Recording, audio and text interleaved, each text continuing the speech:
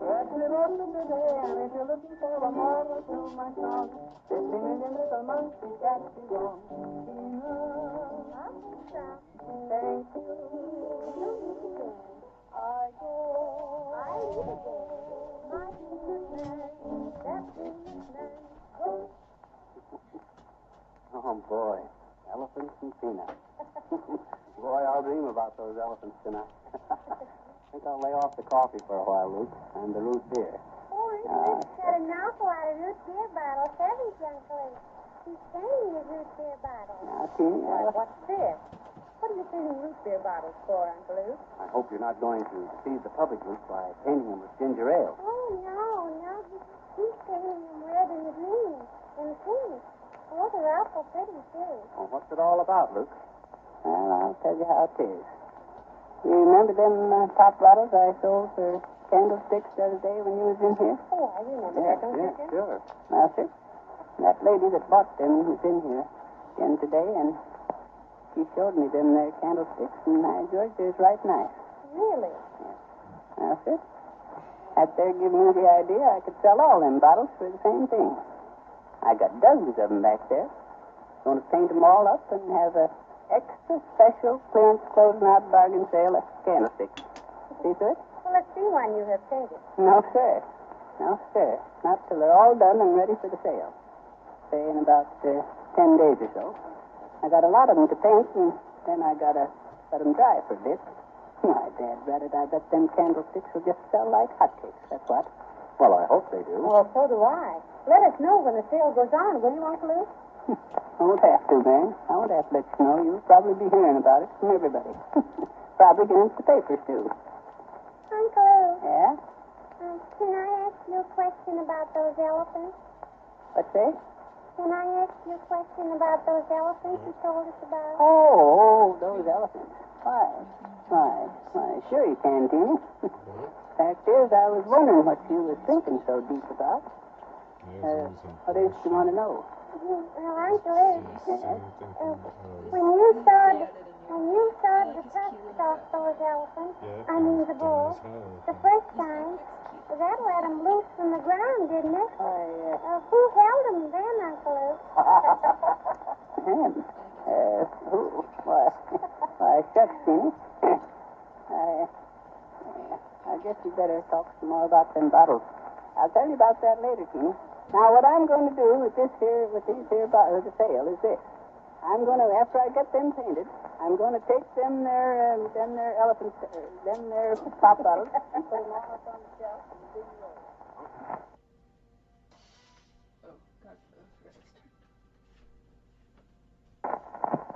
Give Teeny here any wrong information about Africa. How about it? Say, I'll tell you what I'd like. I'd like to hear you play something on the old melodeon. That's when I can think good when the melodeon's going. All right. You got something you can play on that? I think we have. There you go.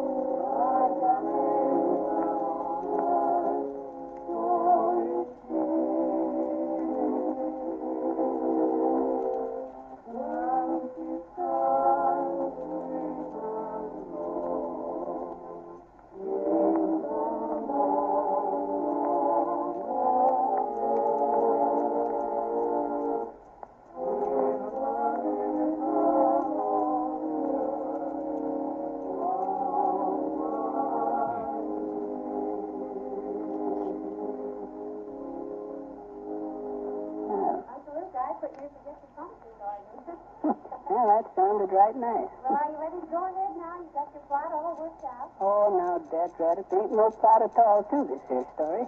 Why, shucks. You folks would have a buddy think I was just making this up. Oh, no, we don't. That's what it's honest. Well, all right then. All right. Oh, yeah, 1931.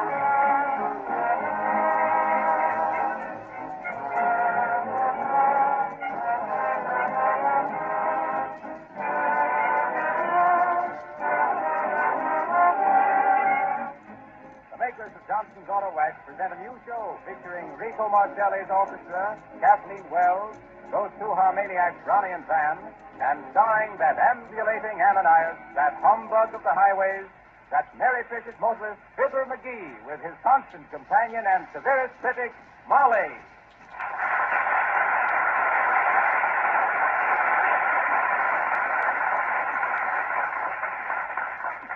Well, what are you doing, Fibber? Will you stop rattling that script in this microphone? This ain't a script. It's a road map. A road map? Yes. You see, this here map shows Route 42 and Route 16. Molly wants us to take Route 42, but I claim that 16 is more smoother, more straighter, more faster, more... Mr. McGee, come back here. I guess you take 42.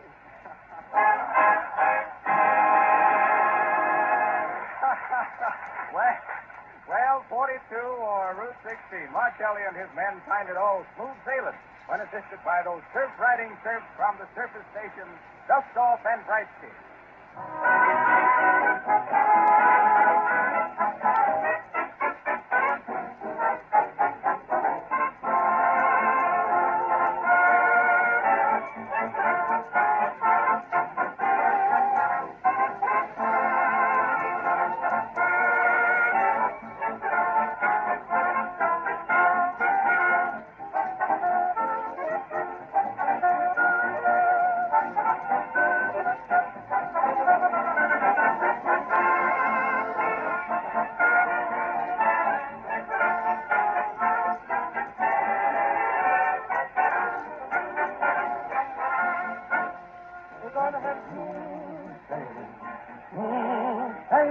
Like ships at sea will merrily breeze along, with all the heads smooth sailing,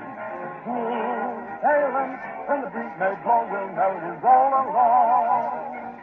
Never mind about the weather, let it rain or let it shine, in time we're together, this is all that's true is time, one just smooth sailing, on a happy tide we'll merrily ride along.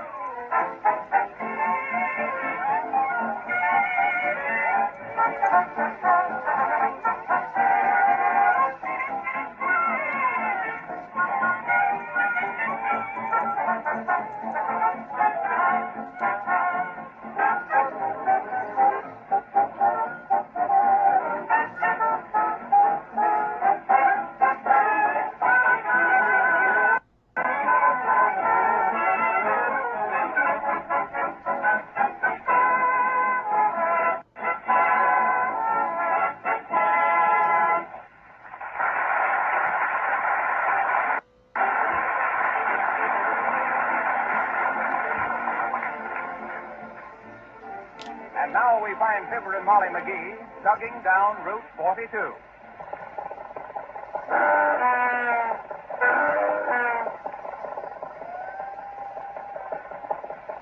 McGee, do you hear that? You mean that number 3 cylinder? I know. I told that fellow back there to adjust the plug to the thickness of a dime, but he must use 2 nickels. I mind the time. I don't mean a nickel and I don't mean a dime. I mean a copper. Listen, would you? Don't look back.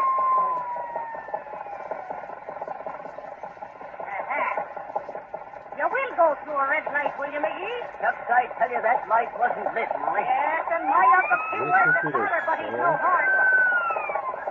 I tell you, McGee was over something here. All right. Pull over there, you. Here it is, McGee, and I didn't even have time to hang out the Notre Dame pennant. Don't worry, Molly. I'll handle this. Good evening, Sergeant. Nice cool evening, ain't it? Yeah. But it'll be warmer any minute. Or maybe the cooler for you. Now, what's the idea of passing the red light back there? Well, What's your name? What's your license number? Where you going? Where's your city sticker? What's the idea, huh? Answer them one at a time, McGee, starting with the red light. Remember? Listen, officer. Don't get slipped. My name's McGee, and I'm president of the ITCIOTUS&T, Local 82, which means the International Tourist Camp Inspectors of the United States and Canada. Right. I know some pretty big men around here. Fine. The judge is 6'3". Now follow me and no bunkie business, you hear? Oh, sure.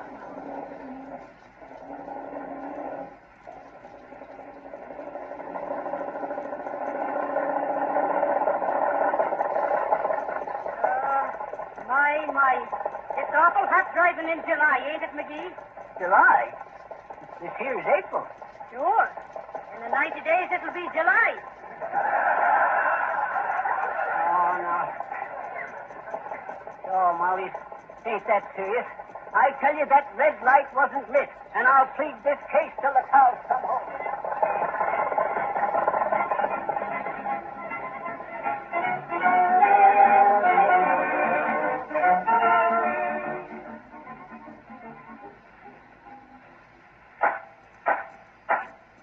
Listen well to the judge's gavel, McGee. It's the only knock that ain't a booth. Silence in the court. Officer, what's the man charged with? Passing up a red light at the junction, Your Honor. Your Honor, the light wasn't lit. Silence. That don't make any difference, Your Honor. That light ain't working right. But it's a red light, and he should have stopped it. That light ought to be fixed, Schwartz. Schwartz, is it? Had me wasting me sweet Irish miles on a guy named Schwartz. Quiet. Quiet, madam. What's your name, defendant? McGee. Fibber McGee, Your Honor. One of the old Nebraska McGees. One of the oldest and most respectable... All right, never mind. Huh? I realize that it's difficult to see that light at the junction. Nevertheless, we must impose caution on all motorists. And it is obvious that it is a red light, lit or not. Now, what have you to say, McGraw? McGee, it is. And I got this here to say. I'm a law-abiding citizen, and that there red light wasn't lit. If it had been lit, I'd have known it was a red light. But a red light that ain't lit ain't a red light. On account of because the light that ain't lit ain't a light. And if it's got to be lit to be a red light that ain't lit, then it ain't a red light. If a red light is the kind of a light ought to be, it'd be a lit light, not a dead light. A dead red light ain't no more a red light than a lit light is a dead light. And I claim that any time my headlight sees a dead light, red light or no red light, and I ride right by the light, I'm in my right. Come on, Molly.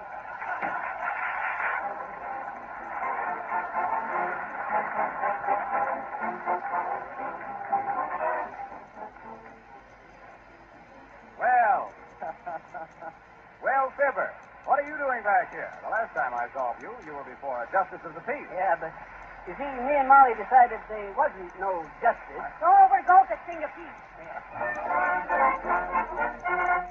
No rattler could rip her, no python could nip her, for she was the last word in class. Sweet Flossie Farmer, the lovely snake charmer who fell for a snake in the grass. She shunned all the geezers on the flying trapezes and let all the acrobats pass. Ah, but sweet Flossie Farmer, the lovely snake charmer went boom for a snake in the grass. Take it away, Molly.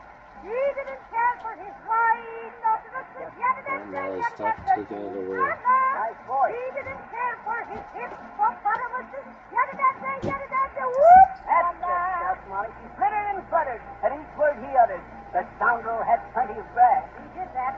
But when they started kissing, the snake started hissing. For he was a snake in the grass. No boa constrictor had slapped her or kicked her.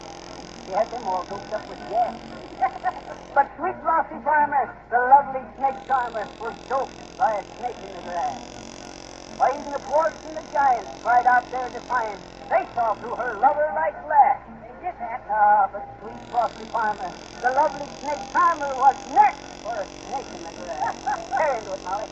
He didn't care for his teeth. Now you listen, yada-da-da-da-da-da-da. He didn't Come on now, Molly, the old march now. Yada-da-da-da-da-da-da. That's the stuff. More she'd outweigh him, her salary pay him. The snakes overhurt the poor lad. And it isn't surprising. They filled him with poison, for he was a snake.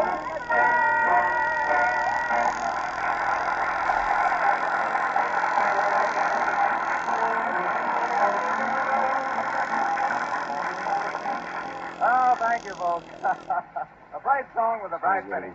And listeners, here's the way to protect the bright finish on your car from the ultraviolet rays of the sun now that the hot summer days are coming in. Excuse me, Mike, Mr. Carwax. Not Carwax. My name is Wilcox, Harlow Wilcox. Oh, yeah. Well, anyhow, I don't think you're giving folks the right picture on the Johnson's Auto Wax. Oh, I see. I suppose you could do it much better. Oh, ain't got the slightest doubt of it, my boy. I'd make a kind of a story out of it, like this. Once upon a time, maybe I better have a stand player. Mr. Marshmallow. Marshmallow. Oh, yeah.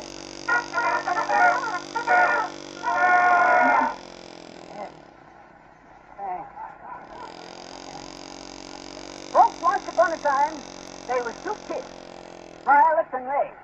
You get it? Violet, Ray? They don't get it, Molly. They ain't funny, McGee. Well, sir, there was never a dull moment with Violet and Ray.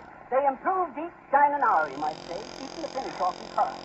So one Sunday morning, Violet says to Ray, Ray, she says, I'm just hungry to spoil the finish onto a nice, shiny car. Now, there's a bright, gleaming job down there. Come on, let's ruin it. Hooray, says Ray. Okay, says Ray. And down they come, right onto the nice, shiny car. But 'twasn't no use. After 10 hours, they give up. Why, shucks, says Violet to Ray, we ain't making no impression.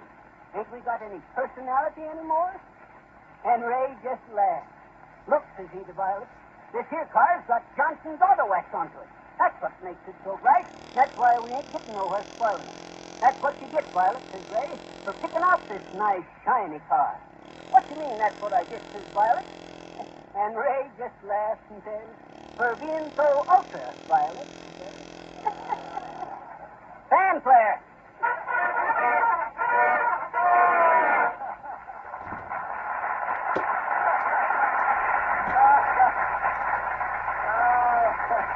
Thank you, Fibber, thank you. That was terrible. Huh? That was splendid. Well, I'm glad to help you out anytime, my boy. Well, well, you certainly spoiled my story, Fibber, so I'm going to ask Marcelli to give me time to think while he finds rhythm in the rain.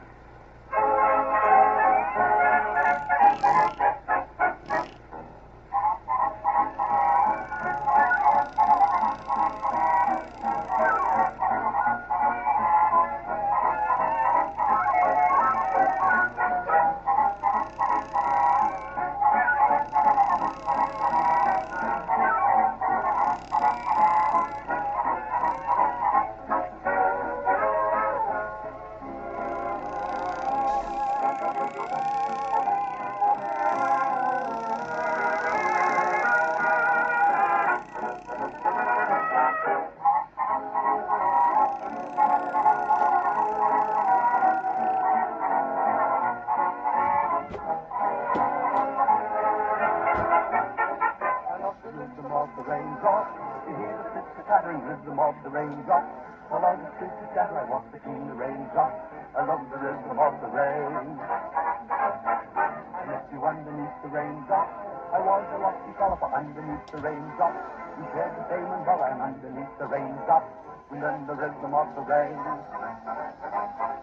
Just like the rain showers, each flower is new. I await the hour. How much the legend is running?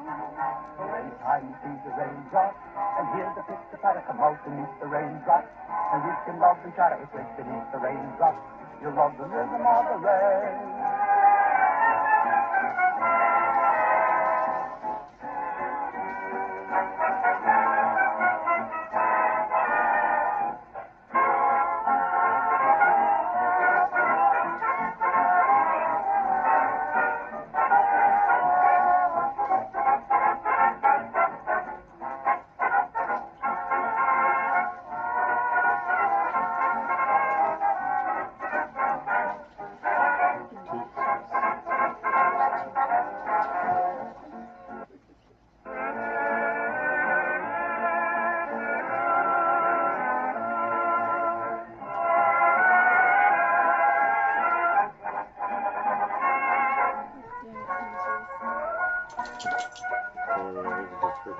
start again.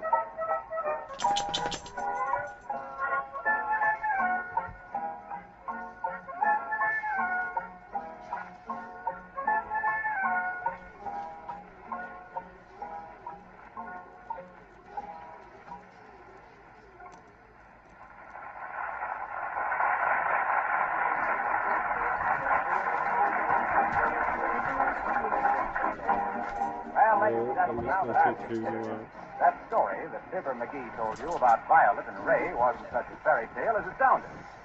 Johnson's Auto Wax does protect your car so that the ultraviolet rays of the sun cannot destroy the finish. Wax actually saves the finish of your car against the onslaught of sun, rain, and road spill. Now, before you wax your car, of course, you'll want to take off all the old grease and dirt that's been collecting on it. The simple way to get that dirty film off is to use Johnson's Auto Cleaner. The easiest cleaner you ever use, and it positively will not hurt the finish. Johnson's Auto Cleaner will make your car bright as new, and Johnson's Auto Wax will keep it that way. Keep it so beautiful the neighbors will actually believe you have a new car. Drive into a service station and tell them to make your car shine like it did the day it was first driven out of the showroom. They can do it in short order with Johnson's Auto Wax and Cleaner. Or if you prefer, you can easily wax your own car. Thousands of owners are doing it. Just ask your regular dealer or service station for Johnson's Auto Wax and Cleaner. And your dealer, by the way, will give you free a can of fine quality auto enamel for touching up worn or rusty spots on your car. Oh, but more about this free offer later. In the meantime, I'd like to present Miss Kathleen Wells. And personally, ladies and gentlemen, I think the S is on the wrong end of that name because she certainly is swell. Miss Kathleen Wells.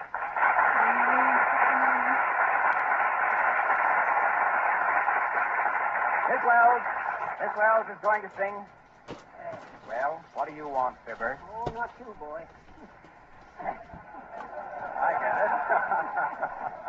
Hi there, Stu. What you going to sing for me?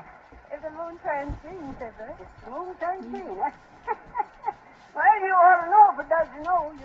You're a kind of a heavenly body yourself. Fibber McGee, come with me. Go on and turn it green, too.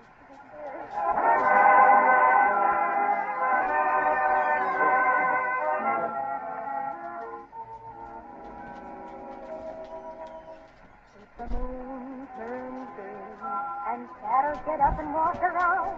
Clouds come tumbling to the ground. I wouldn't be surprised. Or didn't you fall in love with me?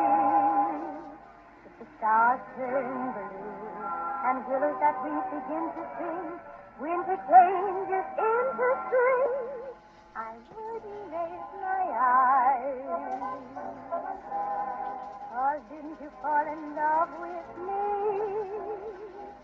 I thought I was foolish to think of romance with someone so charming as you. Thought I was hoping without any chance, but every hope came true. If the moon turns green and rivers begin to flow upstream, and this is all a crazy dream, I wouldn't be surprised. 'Cause anything can happen if you can fall in love with me. Oh, I believe in miracles. Honestly, I do. No wonder I get miracles about that certain miracle that gave me you.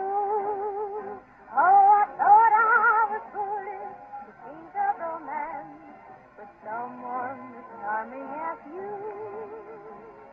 Thought I was hoping without any chance, but every hope came true. If the moon turns green and rivers begin to flow upstream, and this is all a crazy dream, I wouldn't be surprised. 'Cause anything can happen happen to you if you can fall in love with me.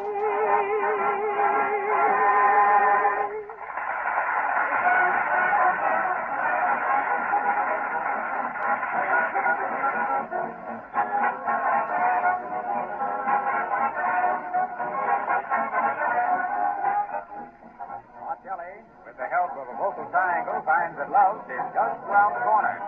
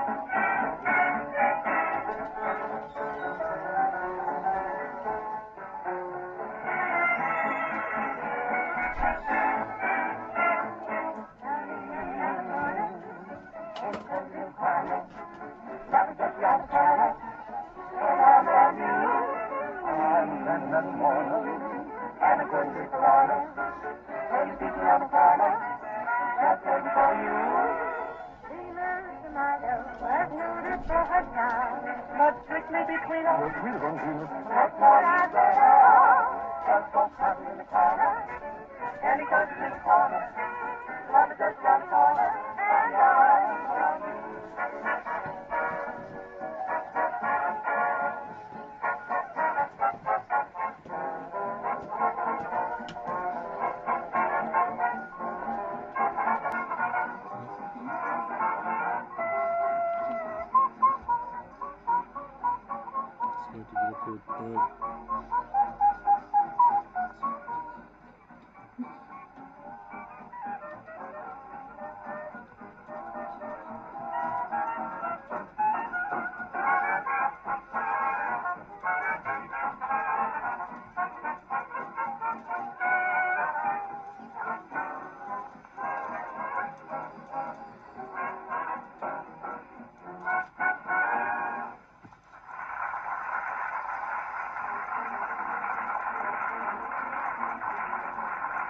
Now we find Fibber and Molly still chugging along and pulling into a filling station.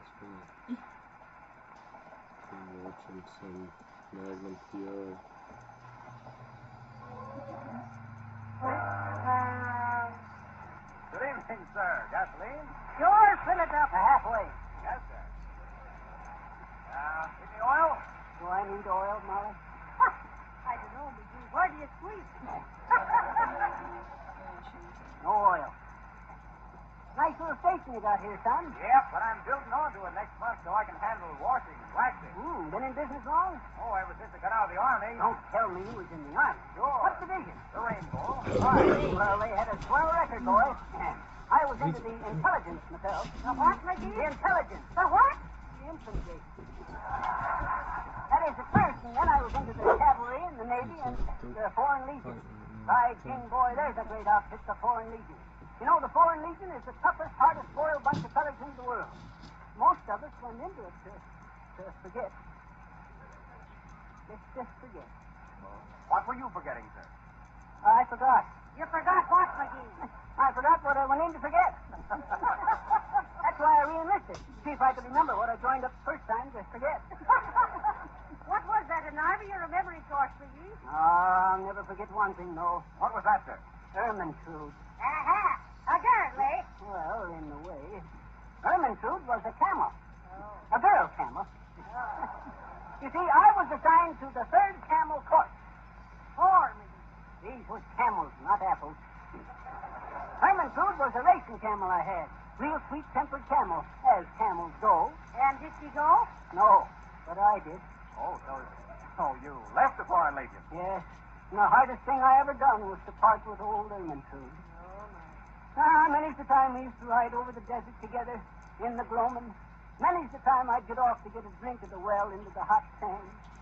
Then I'd put my foot onto Ermintrude's knee and say, Wasamula.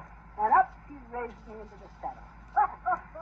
Yes, sir. As I says, the hardest thing I ever done into my life was to leave Ermentrude. I'll never forget how her lips kind of quivered when I said goodbye.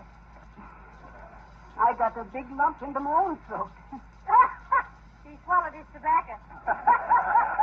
No, sir. 'Twas emotion. Oh. Well, sir, I left the Legion. Too many foreigners into it. But years later, I was here in New York one fall day, and I went in to get me an overcoat. In a restaurant? No. In a clothing store. How do you do, Mr. McGee? Says Kurt, real respectful. I was well known in New York in them days. And Billy was respectful? Well, what happened then, sir? Well, I'm coming to it. I want overcoat, I says to the feller. Okay, says he, reaching over to the rack. Here's a snappy number in camel's hair, says he. And I looks it over. And will you believe it, son? Right square smack dab into the middle of the shoulder was a little oblong patch of white hair. It was Ermentrude. Yes, sir. It was Ermentrude back with her old master again. Shucks, I reckon I busted down. Oh, gee, that must have been a great moment. Sure. Why didn't you re-enlist to forget that, McGee? It was too late. Ermentrude was overcoat by then. Oh. Well, sir, I bought the coat. Yes, sir. I bought Ermentrude, and I wore her for years. It was an expensive coat, and I busted me, but nothing was too good for Ermentrude. Now, sir, every time it got cold, I could feel Ermentrude wrap herself around me real close. Kind of snuggle up, confection fly. She was like that, Ernie was. How much gas put in, boy? 5 gallons. Well, give her another 2 quarts. Might as well have enough. No, never mind. I don't want to crowd the tank. How much I owe you? 91 cents. Thank you. Oh, by the way, Huh? whatever became of Ermentrude?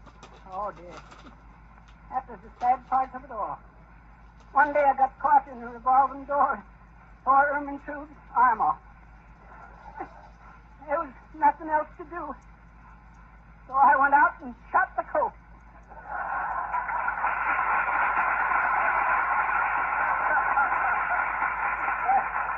Well, now, ladies and gentlemen, we'd like to tell you about a free offer. Yep, next week, folks, we're going to give to everybody listening a new car. Any make you ask for. Yeah. All you got to do... Hey, quit pushing me, Harpo. Not Harpo. My name is Harlow. Quit pushing anyhow. Well, Fibber McGee is just a little bit wrong, folks. We're not giving away any free cars, but with every purchase of Johnson's Auto Wax and Cleaner, we are giving away a 40-cent can of Johnson's Touch-Up Enamel. There's a brush right with the can, and it's a stick to touch up any little scratches or broken places in the finish on your fenders or the body of the car. Now, there's a special introductory price of 98 cents for both Johnson's Auto Wax and Cleaner, and you can get the can of Touch-Up Enamel free. Better go to your regular wax dealer or service station right away with your 98 cents and ask for Johnson's Auto Wax and Cleaner. Then, clean and wax your car the first chance you get and surprise your family with a car that looks like new.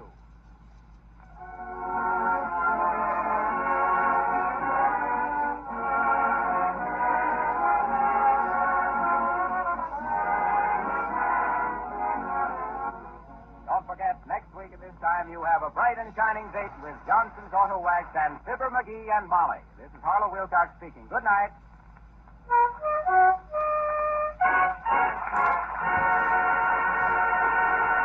This is the National Broadcasting Company.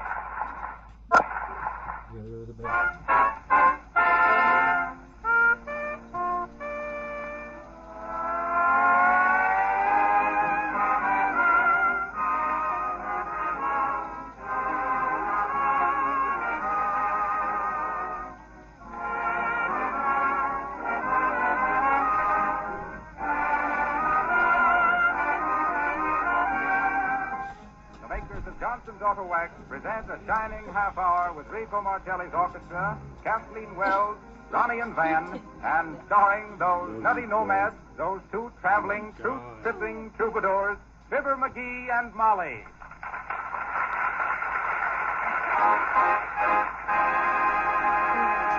Martelli opens the show with a musical weather report in March winds and April showers, with our Russian rhythm boys, Dustoff and Brightsky, singing the chorus.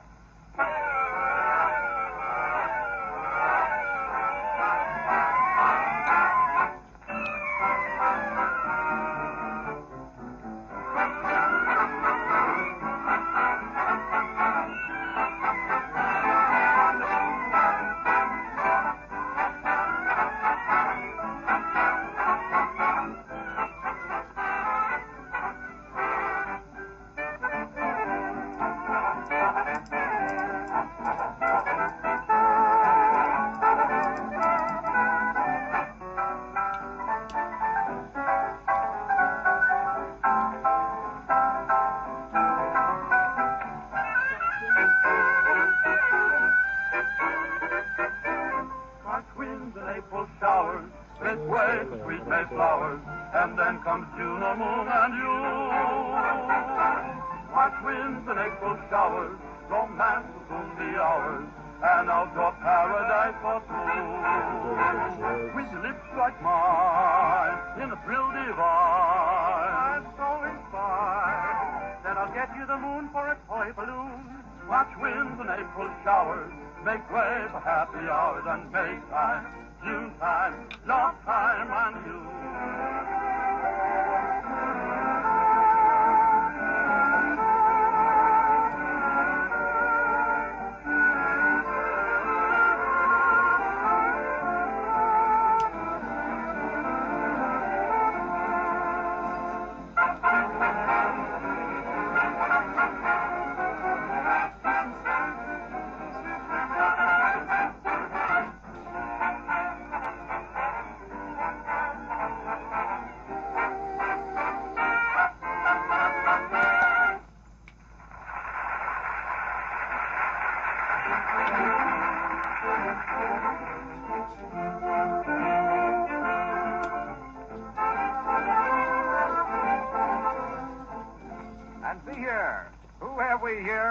Meandering down the macadam in that jittering jalopy, but Fibber McGee and Molly.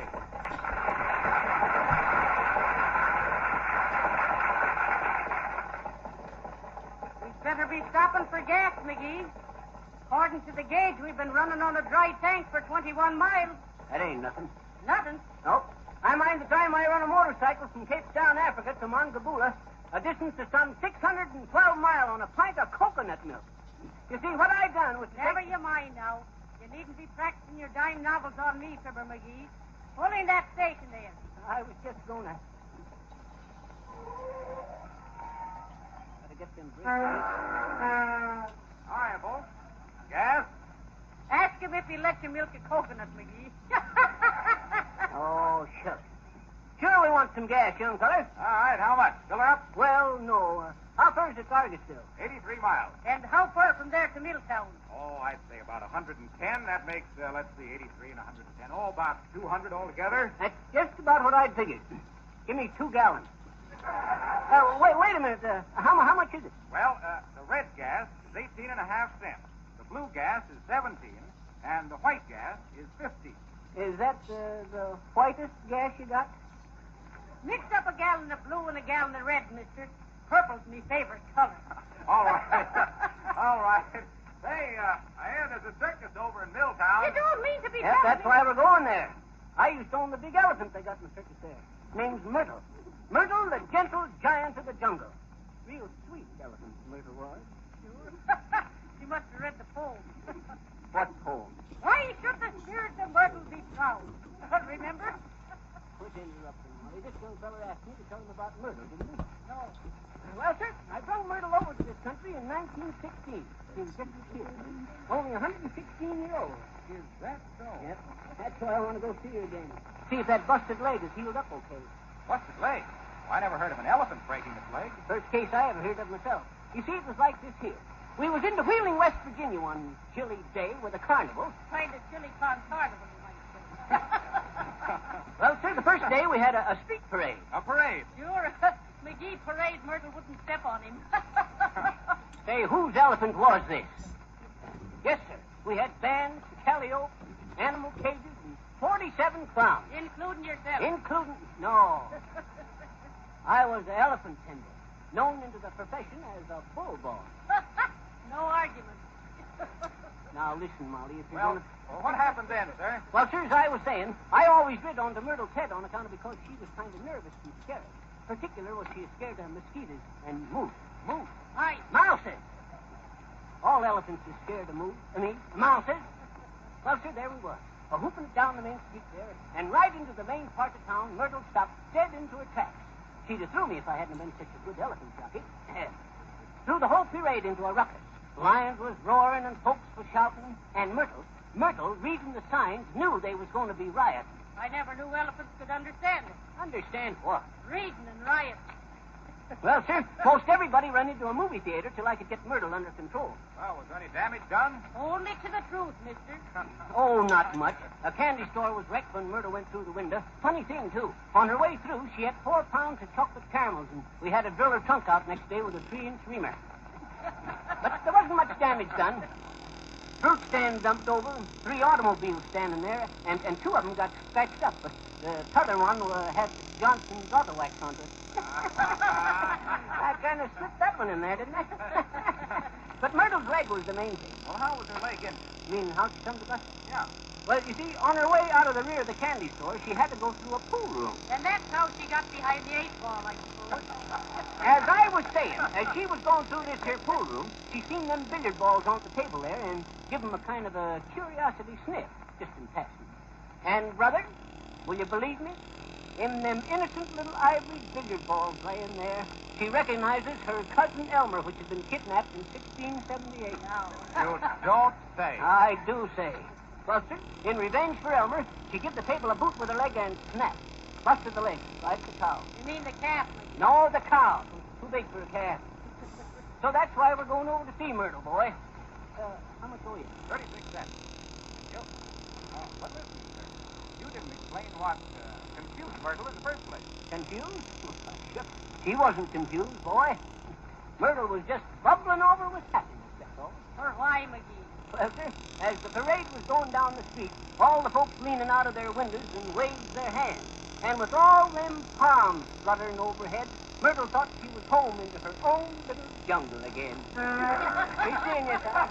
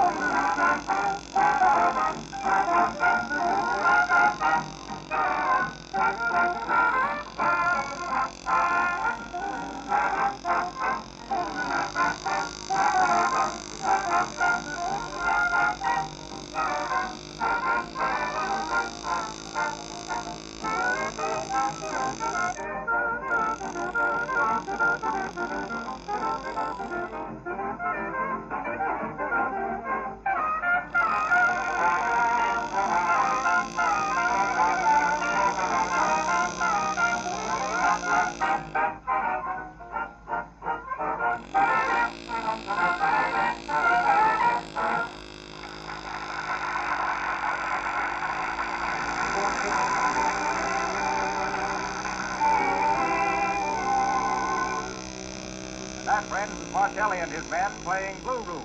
And if we may digress a moment from blue rooms, pink pachyderms, and white lies, let us tell you that it will be a red-letter day in the life of your car when you give it a shiny coat of Johnson's... Well, Fibber, back again, I see. I thought you were driving over to see an elephant. I was, young feller, but I detoured off on the trunk line. I get it. I come over to give you a hand with the commercial announcement. Go, Carla. Harlow Wilcox, and I can handle the commercial announcement all right myself. That's what you think.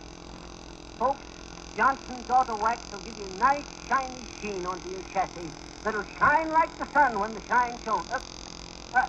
When the sun shines on the steamy shine of the sunny...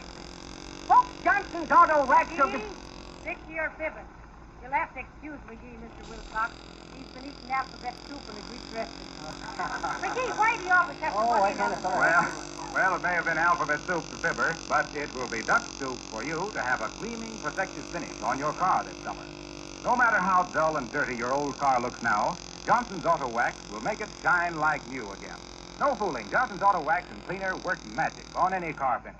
The cleaner is absolutely safe to use, quickly takes off all the old film and dirt without the slightest injury to the car finish, changes a dull, faded paint job to a bright, sparkling luster right before your eyes. And here's something very important. Johnson's Auto Wax saves the car from the damaging effects of the hot sun. The wax polish forms a tough shield of protection, so the ultraviolet sun rays cannot get at the finish to destroy its beauty. And now is the time to wax polish your car. You can do the job yourself, or have it done for you at a nearby service station. Johnson's Auto Wax is for sale at hardware stores, auto accessory stores, and service stations. When you purchase the wax and cleaner, your dealer will give you free a can of black auto enamel for covering up rust spots and blemishes on the fenders or chassis of your car. But you'll hear more about this free offer at the end of the program. And now, we'll take advantage of the fact that Fibber McGee is not in sight to present that smiling little songstress, Miss Kathleen Wells.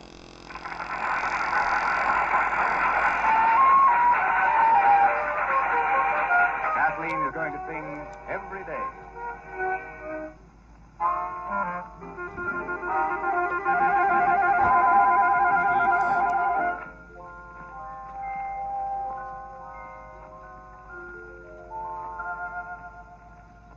Love, sweet song, dear, sounds a little wrong, dear, when you sing it in a kidding way. Though I'm mighty frivolous and flighty, honest, I'm not fooling when I say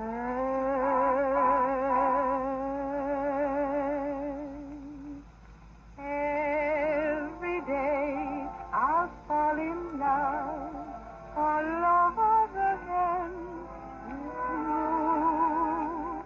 I'll never let our love grow old. I'll always keep it new.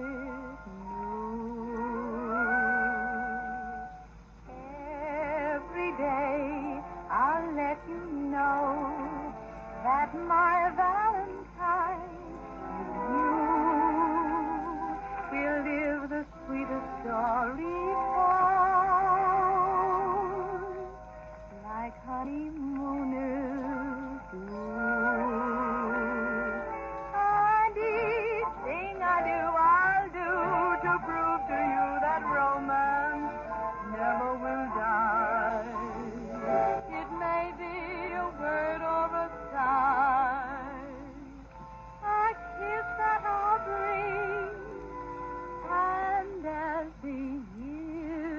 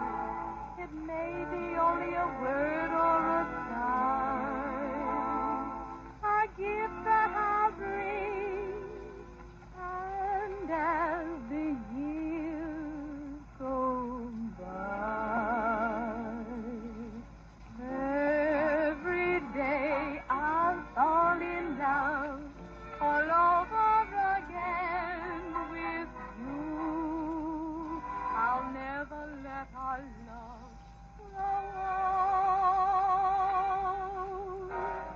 I'll always keep it.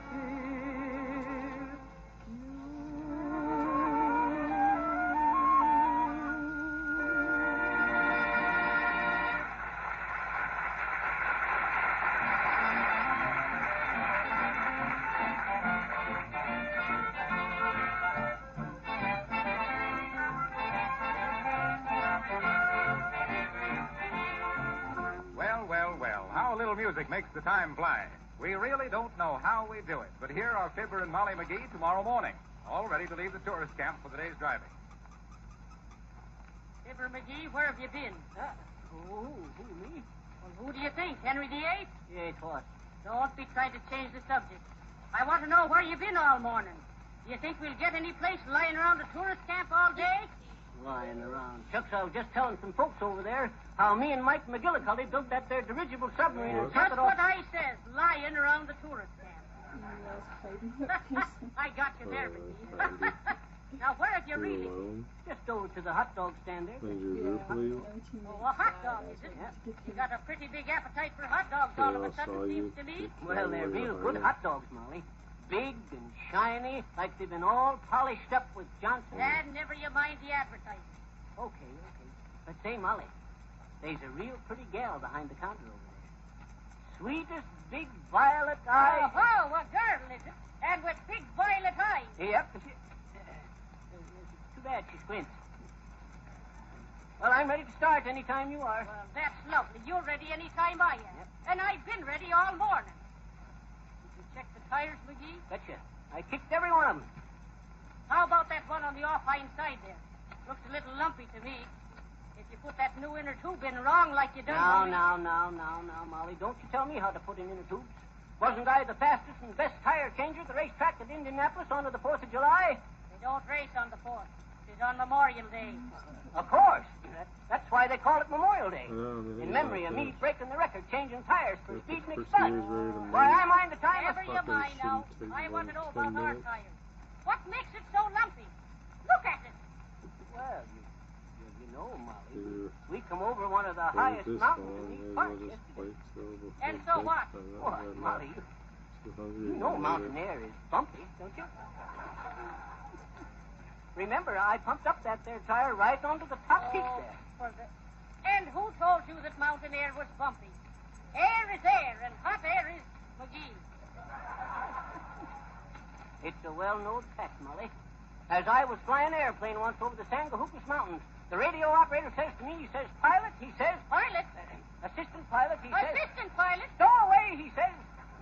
Have you noticed how bumpy this here mountain air is, he says? And I says to him, Fibber McGee, I don't ride a mile from this spot till I know for sure that tire's all right. So don't be wasting air that might be needed. Okay, I'll look at it. You wouldn't care for a hot dog, would you, first? No, I wouldn't. And suppose you keep your face out of the hot dogs long enough to face some cold facts. Shucks, I'd kind of go for a hot dog myself right now. Go on with you.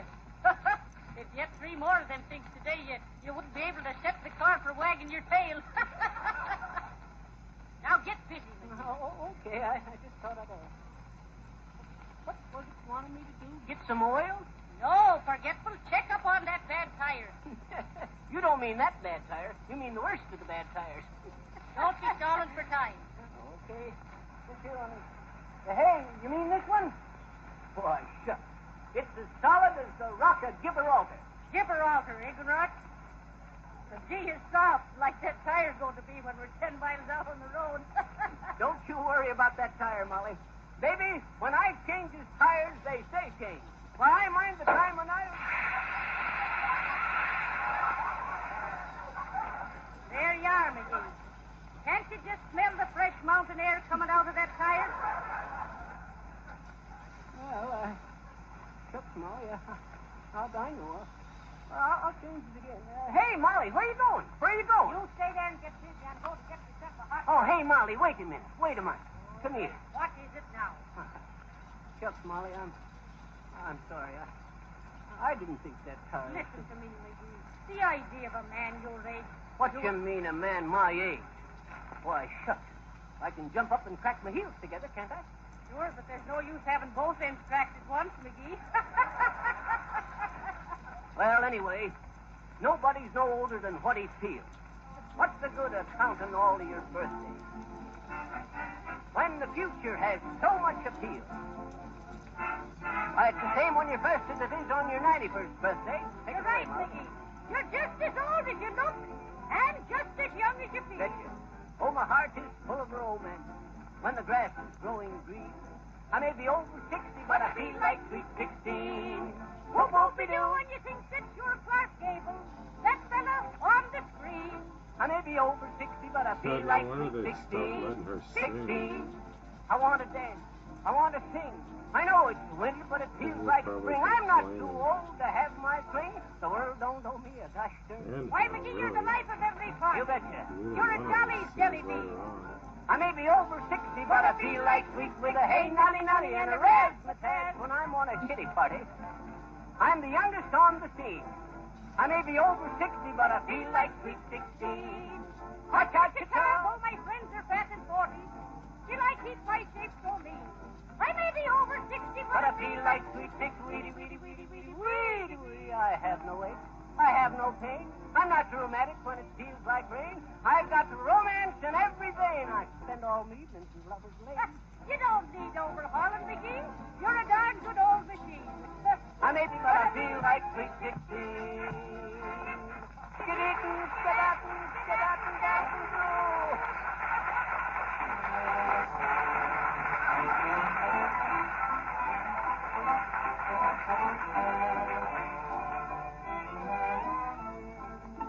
And that was that, with a Hey Nonny Molly and a Fibber McGee, from which we go into a number by Martelli and the trio, in which the losers are all winners. Lost the rhythm, lost the music, lost my man. Take it, Rico.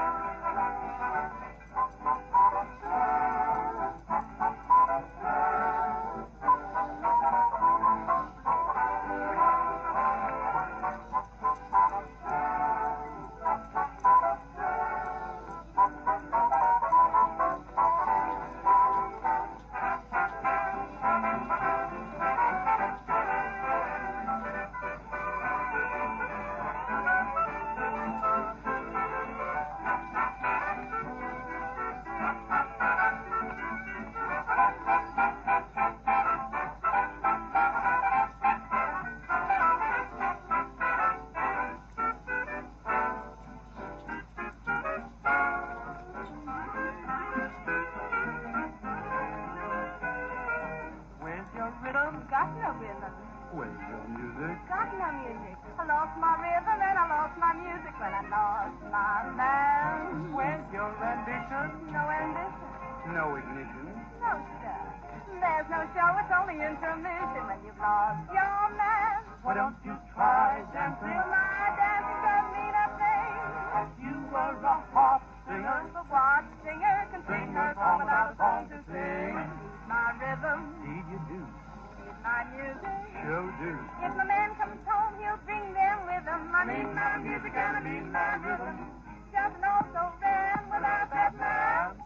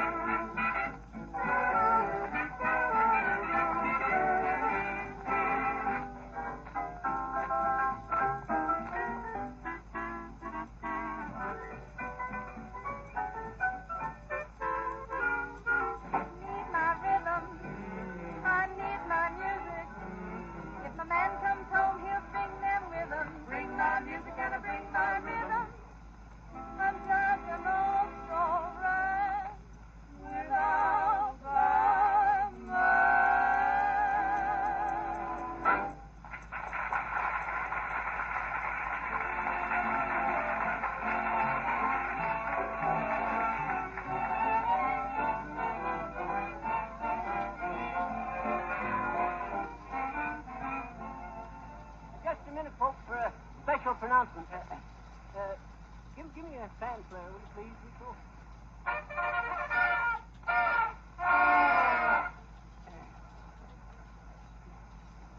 There's mutiny in that there band, Marchese. Listen, folks, me and Molly has got room into the back seat of our car for 3 of you folks that's listening in. All you got to do to apply for the ride is... Hey there, clean old wax car, who are you pushing around? Harlow Wilcox to you, and I'll take this announcement. Ladies and gentlemen, you probably wouldn't even apply for that ride, remembering the state of Fibber's tires. But you can have all the fun and none of the trouble by riding along with us every Tuesday night at this same hour. But Fibber wasn't fibbing in one particular. We are making you a free offer, and a lot more sensible one than his. We're offering you free a 40-cent can of black auto enamel with every purchase of Johnson's Auto Wax and Cleaner. It's a very high-grade black enamel which will successfully cover up all the disfiguring rusty spots on the chassis or fenders of your car. A brush comes right with the can of enamel, so you'll find it very easy to apply. Ask for Johnson's Auto Wax and Cleaner at your hardware store, service station, or auto accessory store. The combination costs only 98 cents, and you get the 40-cent can of touch-up enamel free. Remember, Johnson's Auto Wax will keep your car young and beautiful, protect it from the ultraviolet rays of the sun, and greatly increase its trade-in value.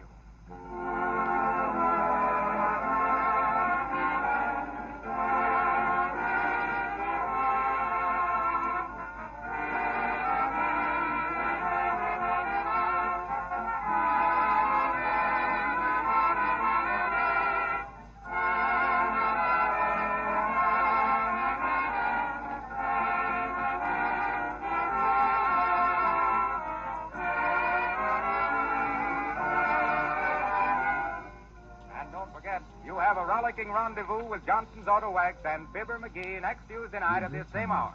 Your announcer is Harlow Wilcox. I hope. Good night. Alexa, stop.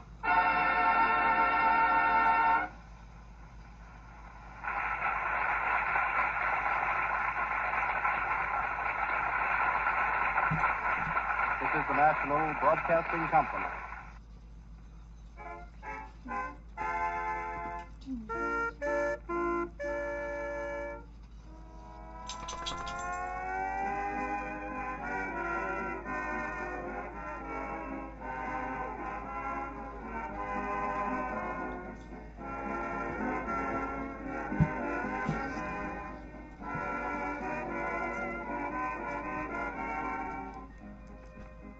The makers of Johnson's Auto Wax present a shining half hour with Rico Marcelli's orchestra, Kathleen Wells, Ronnie and Van, and Marion and Jim as those two giddy, gay, gadabout gasoline Gullivers, Fibber McGee and Molly.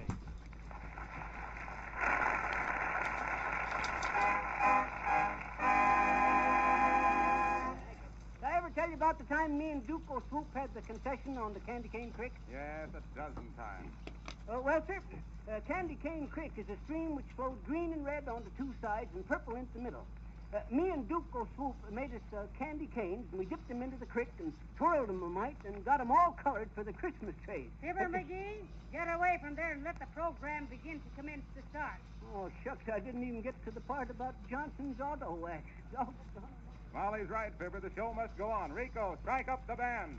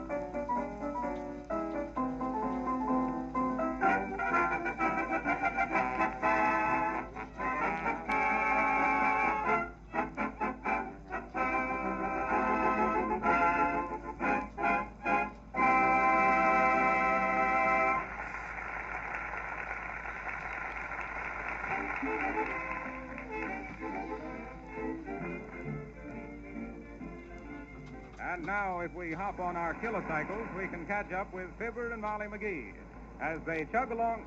No, they're just pulling into a filling station. I gotta get them brakes fixed. Well, McGee, you just made it, as usual. Go on with you, Molly. There's plenty of gas left. Another 300 foot anyway. But I ain't going to take chances. Where's the gasoline car? Good morning, sir. Gasoline? Yep. Okay, shall I fill it up? And why not? Hey, now, wait a minute. Listen, young fella. You know the principle of gasoline motors? Why, yes, I think so. Let's see. The combustion of gasoline mixed with, There you are. Gas mixed with air.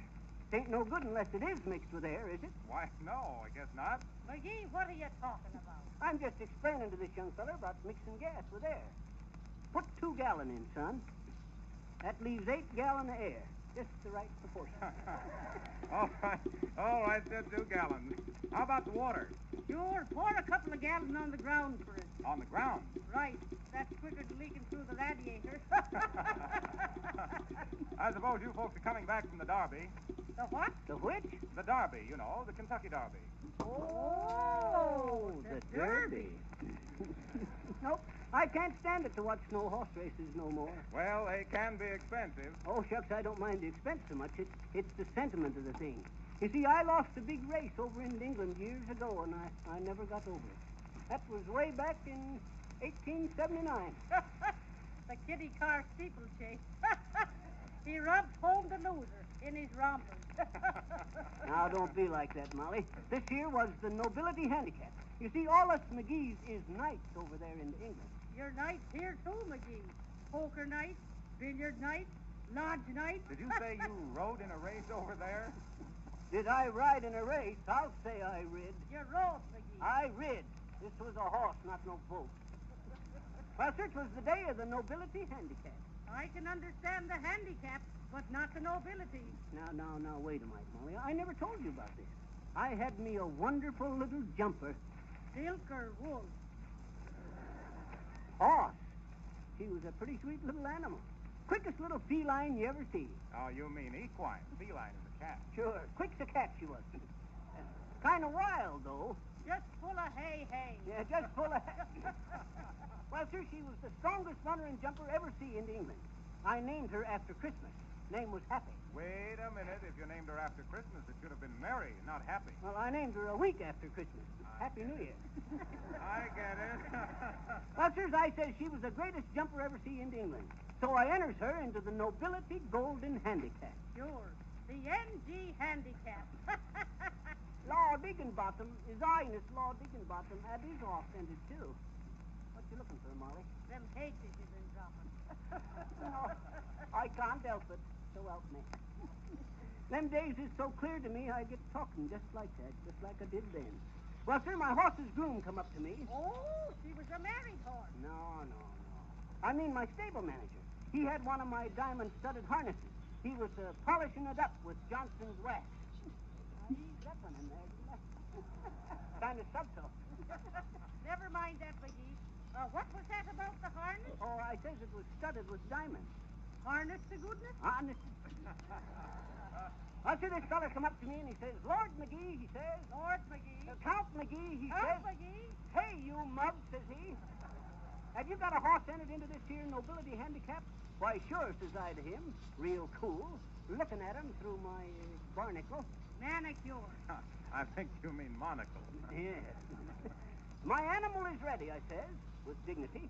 You see, us of the nobility had to be kind of snippety with the lower classes. What's say, Molly? Nothing yet. Well, sir, I had this feller saddle up Happy for the Nobility Golden Handicap. I put on my silk jockey suit and my boots, and I reached for my cap. Sure. I suppose you kept the cap handy for the handicap. Oh, shucks, Molly. This here race was a serious business. I'd put all my resources onto it. A mistake, McGee. What's a mistake? Putting all your resources on race horses. Well, sirs, I was going to say, in them days, the jumps was twice as high, the ditches was twice as wide, and the riders was twice as smart. Except you. Except me. No. I was the smartest of the lot. Anyway, there was one jump 60 foot wide over a 9-foot hedge, a water jump. Think of it, son. A water jump 60 foot wide. Water jump. That was no jump. That was an endurance slide. You betcha it was. You say there was a 9-foot hedge, too? Yes, but look, overnight a spring rain had come up, and that here hedge grew 2 foot and 8 inches, making it 11 foot 9 inches high. Don't you mean 11 feet 8 inches? Well, there was buds on it, an inch long. Well, sir, I went over and I looked at that there jump, and I knowed that there was no horse into England could take it but Happy. I knowed I could ride rings around him. Ring? What was a merry-go-round? Well, sir, we come to the coast. I leapt into the saddle and I lines up with the rest of the nobility there. I bows to the king and queen and waits for the bugle. Then it comes. And we was off. You're telling us? Over a water jump, around the bend, across the field, a low hedge, shallow ditch, a gate. Faster and faster we thundered on. I was holding my horse back, saving her. There was 41 horses running, and I see 38 go down. 39, 40 at the big jump. And up we went. I thought I felt Happy's foot slip a mite, but up we went. Up, up, up. We was just over the hedge, 12 foot off the ground and halfway over, and I see we wasn't going to make it. How much I owe you, young fella? 37. Thank you. But say, did you have a bad spill at that big jump? Spill? All right, I gotta get the dirt. No, sirree. I wasn't going to ruin a good horse like that there. When I seen we wasn't going to make it, I just turned around and went home. So long, son.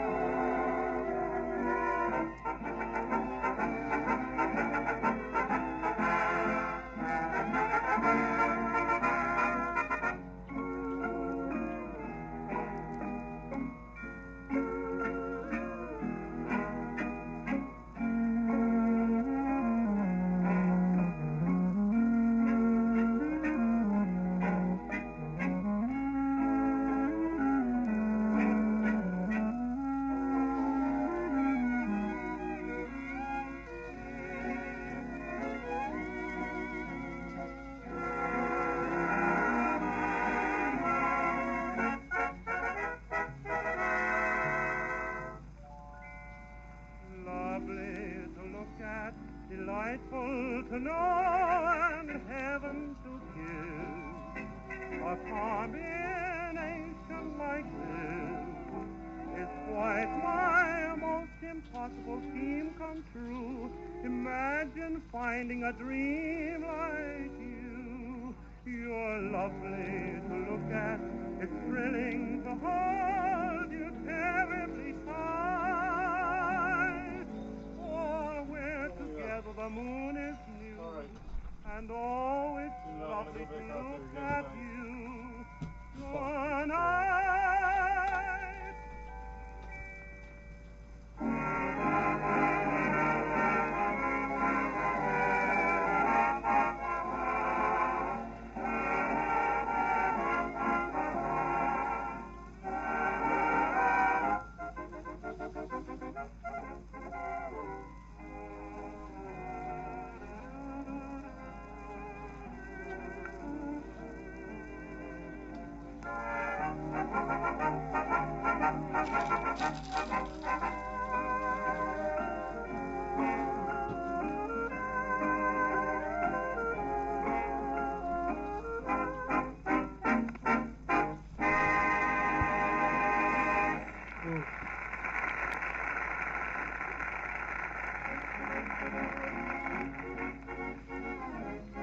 That was Mark Kelly bringing you Lovely to Look At with Ronnie Dustoff polishing up a chorus. You'll have something lovely to look at if you give your car a Johnston Auto Wax finish. When you drive along this summer, just remember what damage the hot sun can do to the paint jobs on your car. Unless, of course, your car is protected with Johnson's Auto Wax. But once your car is wax finished, the ultraviolet rays of the sun cannot fade the color or destroy the smoothness of the finish. Johnson's Auto Wax makes old cars shine like new and keeps new cars bright as a mirror. For dust and road film cannot cling to the Johnson Wax finish. Oh. You'll be mighty proud of your car after it's wax finished. You can easily do the job yourself, or you can have it done for you at a nearby service station. Take a tip from me. If you want lasting beauty and protection for your car, use Johnson's Auto Wax. There's nothing better, no matter what price you pay. Now may we present, for your undoubted approval, Miss Kathleen Wells. Kathleen, what do you say? Life is a song, Carlo. Don't say it, sing it. Okay.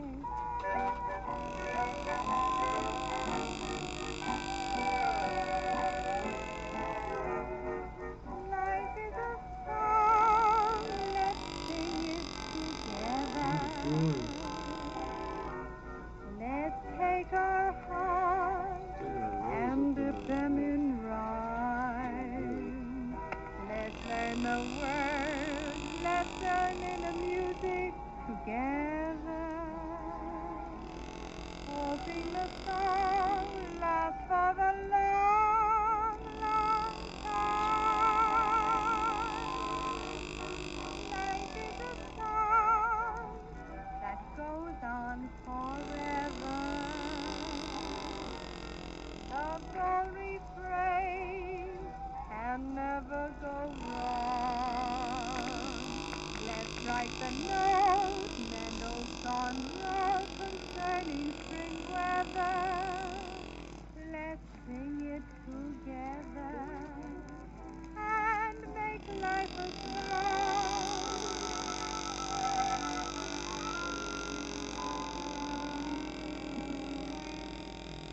Don't be afraid of the future. All of our plans will come true. How can they fail with love on our side? They'll never fail, we won't be denied. All the world's a symphony for you and me.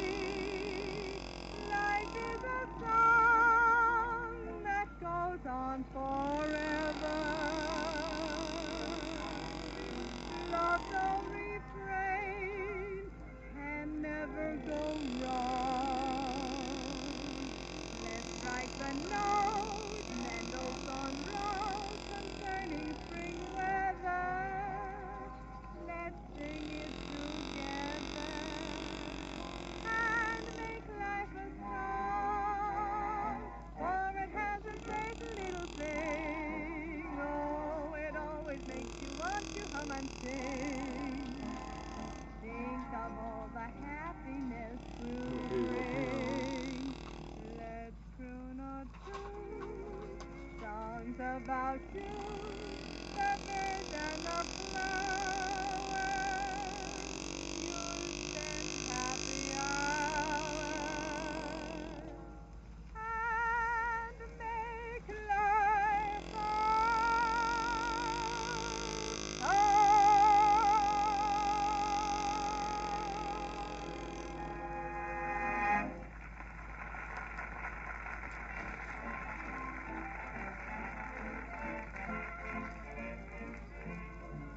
Well, we guess old steeplechaser McGee is a pretty good jumper after all, because he was here just a few minutes ago, and now we find him with Molly, cautiously driving into a certain large city.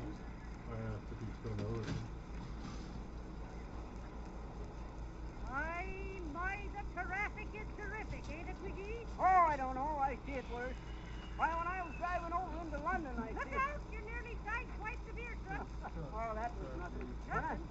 You nearly had me singing just before the bottle's mother. Watch out, McGee. Oh, don't be so nervous, Molly. This here ain't bad. Why, when I was driving in London, I almost... Stop. We got a red light. Quit looking at the girls and watch the light. Now, them neon rays is confusing to a fella. It ain't the neon rays that bothers you, McGee. It's the ray on me. Now go ahead. You got the green. Oh, okay. Say, where are we? How should I know? Sure, the last route sign I seen was about 52 blocks back. Oh, Slow down and I'll be asking someone. okay. Hey, mister, where are we at? Never mind the details, buddy. What town? Smart, Alex. Yeah, when I was driving into London a few years back... Now, don't turn here, McGee. This is a one-way street. Well, we're only going one way, ain't we? Sure. To a police station if you don't watch yourself. Ah, go on with you, Molly. I'm doing all right. Hey, do I turn left here? Right. No, foolish left. But you says right. I meant it was right. You should turn left. Well, Chuck, I says left and you says right, so I turns right and you says left. Sure I did. Left was right. Maybe we better stop and figure this out. Watch the traffic officer, McGee. He's waving at you. At me? What for? I never see that feller before in my life. No, but you're liable to see lots of him from now on. And there is, too. There is what? Lots of him. Go ahead, McGee. What you waiting for? I'm going. I'll show 'em they can't rush Fibber McGee. They can't make me move no faster than what I think I ought. Oh, what's that? He's got you, McGee. Well, maybe I was going a mite slow. Was the hooligan in the delivery truck behind you, McGee? Why? You want to stop and hang one on his eye for himself? How big is he? I don't know. He's sitting down. Oh, he won't stand up like a man, huh?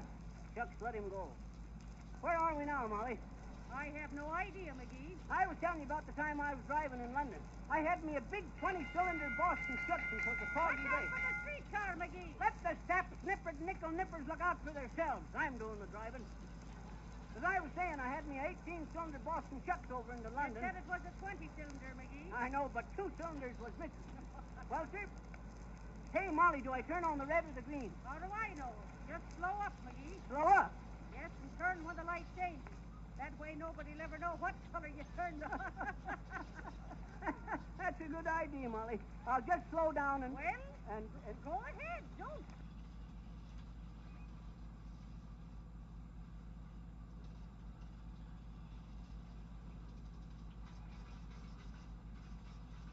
Maybe we can't, but we are. We're out of gas, Molly. Oh. So we're out of gas. Yeah. McGee, you'd run out of snow at the North Pole. Look now. Hey, Molly, you get over here and steer whilst I get out and give her a push, will you? Won't the car move on the starter, McGee? No, and the starter won't move on the car. Come on, Molly. I'm holding up the traffic for 3 blocks back. Sure. There's just a bunch of honkers from Yonkers, McGee. Give her a push. Okay, Oh, here comes a policeman. Well, what do you expect? A horseshoe blows it? All right. What's the idea here, you? Now, listen here. Keep a civil tongue in your head, you big You're flat getting foot. smart, hey? Well, get that crate off this intersection here, see? Oh, a crate, is it? Well, it's a bad egg that knows a crate when he sees one. Listen, officer. My name is McGee. Fibber McGee. They don't care if they're King George. Get that pineapple can out of here. Officer, we're out of gas. Yeah. All right, you're out of gas. So what? You're going to sit there till some guy builds an oil well under your car? Get out and push it.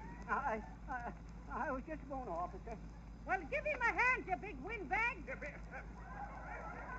Put your club in your belt and roll up your sleeves for once in your lazy life. Hey, Molly. All right, now, you. What's your name? My name Is them your own license plate? And who do you think, Frankenstein? I'm talking to this man, lady. I'll pay. Keep quiet. Listen, you. Where are you from? I'm Well, from... you won't talk, eh? I know what I got a good mind to do. If you had a good mind, you'd know what to do. Now, give us a push. All right, now, I've had enough, lady. Let's see your papers. Papers? You Your mean you want papers, your papers. Come on, man, your papers. Listen here, Commissioner Cuckoo. We're running a car, not a newsstand. Now get your papers somewhere else. And give us a push, will you? All right, lady, I've had enough of this. You says that before. Oh, I did hear you. I'll say it again. Fresh tourists, eh? Huh? All right, you know what you're up against? Huh? Blocking the traffic. Who? Disorderly conduct. Me? Resisting officer in performance of his duty. Oh. Creating a disturbance.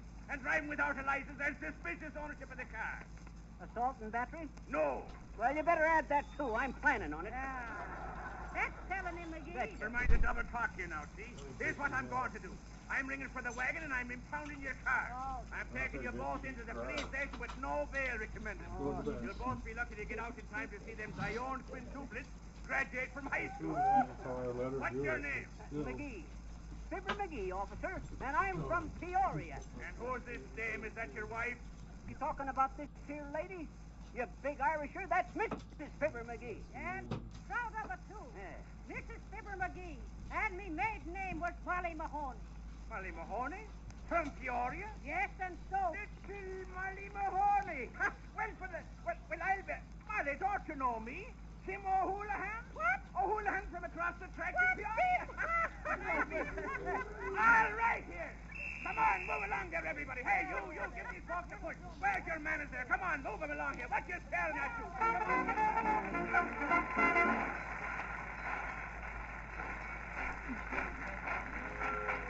What?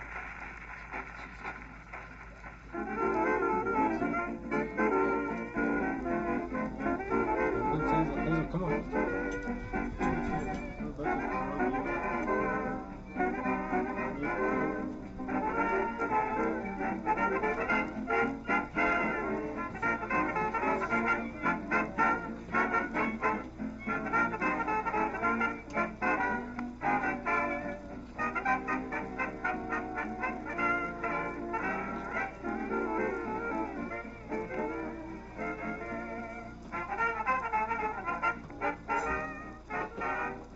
There's a locomotive pumping at the station fairly well, Annabelle.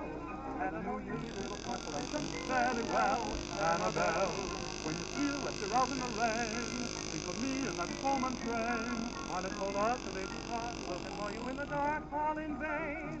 I will send a telegram at every station fairly well, Annabelle.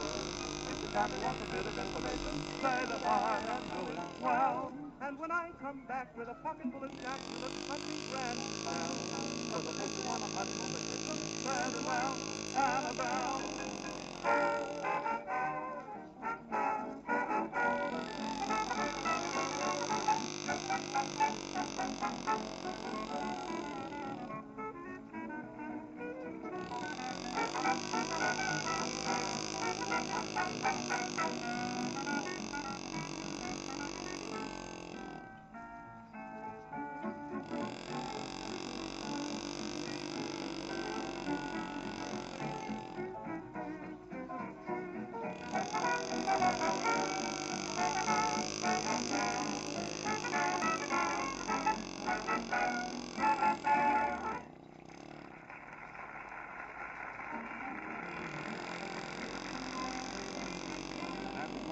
Playing Fare Thee Well, Annabelle. You'll admit, to a Fare Ye Well, with Dustoff and Brightsky faring pretty well also in the vocal department. And now, may I tell you how you can get free a can of fine quality touch-up enamel for covering up those bad-looking rust spots on the fenders and chassis of your car. Just go to your regular wax dealer or your service station and buy a can of Johnson's Auto Wax and a can of Auto Cleaner. You pay only 98 cents for the two. Your dealer will give you the black touch-up enamel free. So take advantage of this special offer right away. Now, I could talk for hours telling you all the advantages in using Johnson's Auto Wax, how it cuts down car washing, how it increases the trade-in value. But you'll never believe what a difference it will make in the looks of your car, what a really well-polishing job you can get with Johnson's Auto Wax and Cleaner until you actually try them out on your own car.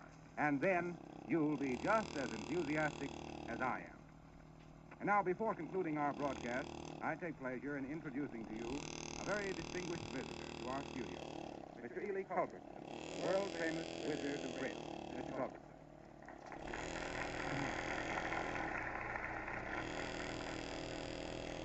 Good evening, everyone. I have for you the biggest news in the 400-year-old history of the playing card industry.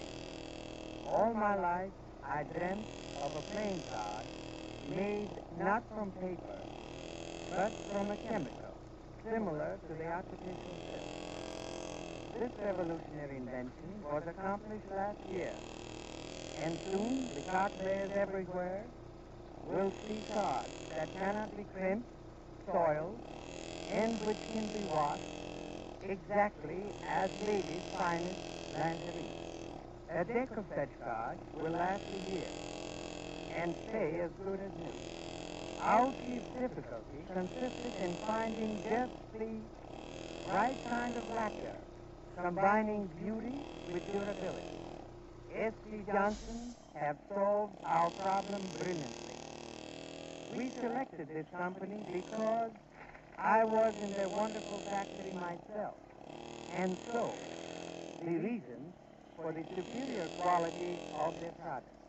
They are scientific, practical, and efficient. My endorsement of S.E. Johnson Company is purely voluntary and without compensation, for I thought you might be interested in hearing that it is just as important to have the proper kind of varnish for a plain card as for an automobile. Thank you, Mr. Rosen.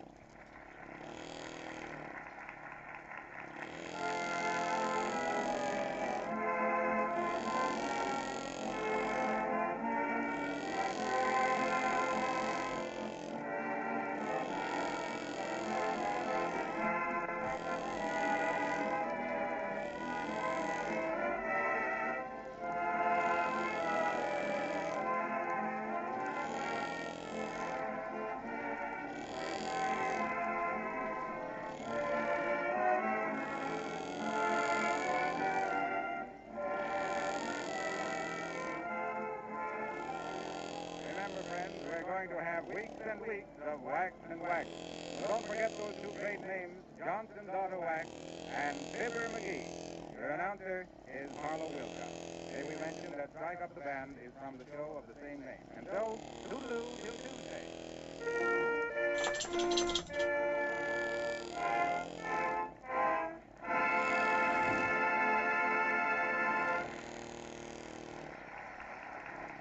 This is the National Broadcasting Company.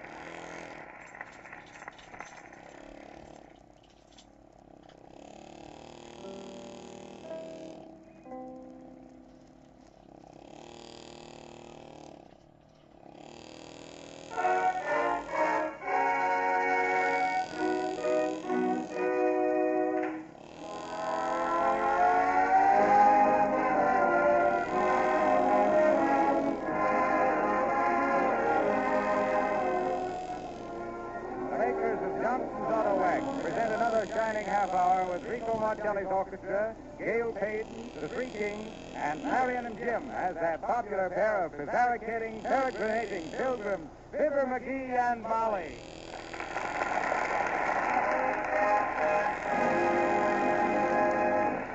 And Marcelli starts off the show with a Shine on Your Shoes, with the Three Kings lacing into the chorus.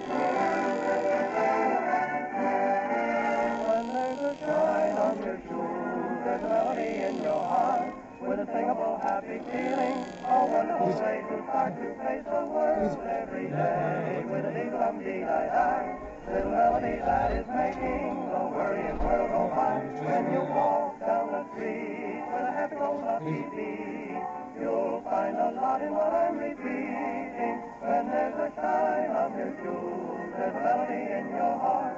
What a wonderful way to start our day.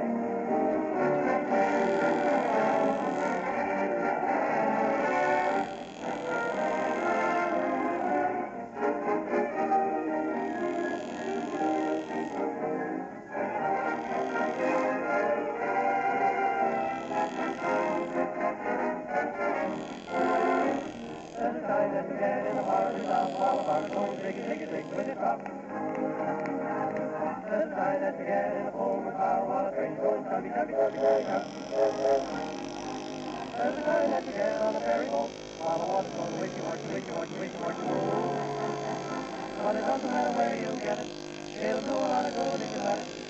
A little bit of heart will about what's bothering you.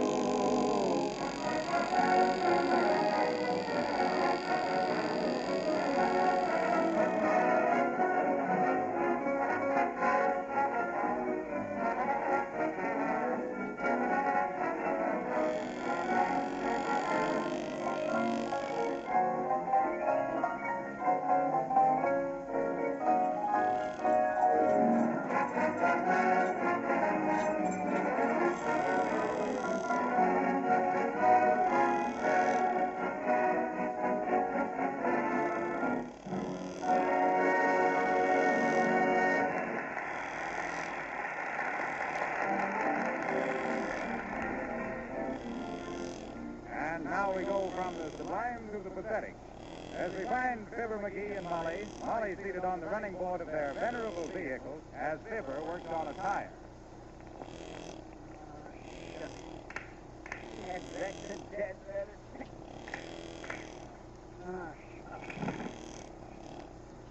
What are you doing now, McGee? Resting again? Well, shucks, Molly, this here's exhausting work. Gotta catch my breath. Sure, the very sight of a tire tires you, McGee. What's the matter with it? Oh, not much. Tread wore off, so it looks like somebody knitted it. Sidewalls kind of caved in, and the casing's busted onto the inside in 4 places, and the valve leaks. Ain't good for more than another 2,000 miles. Oh, the valve leaks, you say. And did you just pay $7.22 to have them valves ground, and now they leak? Oh, shucks, Molly. Them ain't these. I mean, these here valves is different. They ain't the same valves. These is tire valves. Them was engine valves. Oh, they was? Yeah. Well, a valve is a valve, McGee, and we paid for fixing them. What do you go to do with it? Well, remember where we got it? Sure I do. When you bought the second-hand tube for 60 cents, the man threw in the boot. The boot. And we got dipped onto it, too. Rides around inside the tire like a squirrel into a cage. Chuck, you know what I'm going to do, Molly? Sure. What? You're going to sit there on your running board till the little brownie come along to fix the tire for you. Oh, sure now, Molly. That's Now, go on, McGee. Time's flying by. Put the spare on and we'll go back and give that tire man a piece of our mind. That's it. We'll do it.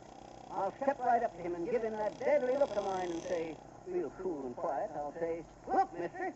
I'll say, clenching my fist, stand as significant. I'll say, look, I'll say. You're not 2 looks to give him, McGee. Take the last look to the spare tire and let's get going. Okay.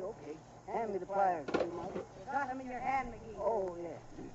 By the 45, fluttering, flut. You just wait till I lay eyes on that thing. Give it a pull like a post that's what you want.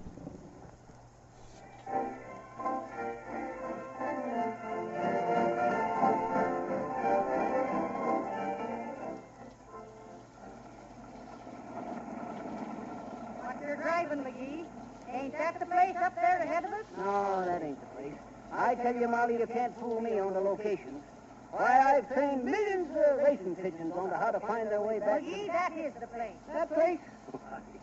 Shucks now, Molly, you know better than that. I tell you, the place where we got this here boot was well, maybe it is the place after all. Looks different coming from the other direction. Sure, different and not so good. Stop the car, will you? Okay. Gotta get them brakes fixed. All right, McGee, now get your dandruff up and lay into it. You know what I ought to do? I ought to walk right up to him and bust him one right under the chin. Without saying nary a word. Good for you, McGee. Go ahead. No, I would if I hadn't hurt my hand changing them tires. Come on in, Molly. I'm right behind you. Good afternoon. What can I... Oh, hello there. You back? Sure, we're back, and we'll do you no good to deny it. To deny what? McGee, get started. You betcha. I'm just itching to. Say, you. What's the matter? You the proprietor, are you? Why, sure he is, McGee. He's the one that sold you the bum boot. Oh, he is, huh? Is that so? Well, listen here, you. Yeah? You know what I got a good mind to do? No, what? I got a... Say, your face is kind of familiar. Well, maybe it is. I've waited on you before, I think. You bought a second-hand tube and a boot. There you are, McGee. He's confessed, he has. Now, wait a minute, Molly. Ain't I seen your picture into the papers, mister? I wouldn't be surprised, brother. I was the world champion wrestler for 12 years. I was afraid of that. How much is tire patches today? McGee, the boot, remember? The boot? The boot, foolish, the boot. Tell him, McGee. Quit pushing me, Molly. I'm going to tell him. But maybe you better wait out into the car, huh? Not me, McGee. Never let it be said of Mahoney walked away from a fight. What fight, lady? Yes. What fight, Molly? McGee, are you going to stand there and let this big bruiser talk you out of your just dues and desserts? Are you, McGee? Tell him about the boot. Okay. Listen, mister. Tell him off, McGee. Listen, you big brute. I got a boot from you a bit back. I got the boot and got bit. Even if I did get the boot. It's a bad boot. And as a boot, it ain't worth a hoot as it's a broke boot. And if you think a broke boot's as good a boot as a better boot I could have bought for 2 bits, you can bet your boots will bite on no more boots. Well, I'd go to bat for a boot I bought for a bum boot, but a boot that's bought by a boot buyer as a better boot and brought back broke is a bad bite. So take your blasted boots, you big brute. Come on, Toots, let's boot.